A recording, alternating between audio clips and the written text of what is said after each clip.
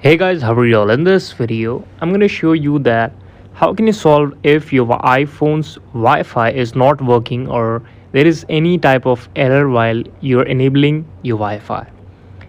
So this video is all about Wi-Fi on your iPhone, how to use it, how to enable it, or how can you disable it. Firstly, we just have to check that there is a Wi-Fi connection in my room that is better network, and then I will connect to that network. Firstly, if your Wi-Fi is not working, what you have to do, just swipe down from your right top of corner of the screen like this, and here you will see the first option called airplane symbol. Also, you have to click on it.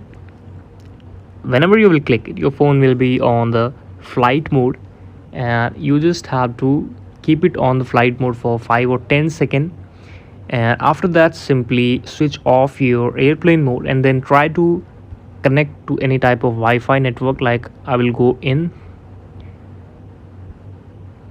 and here you can see the Wi-Fi is now connected to my mobile phone. This is all about this setting. Thank you so much for watching it. Please subscribe to the channel if you like, and we will meet again with next and the best video with all of you.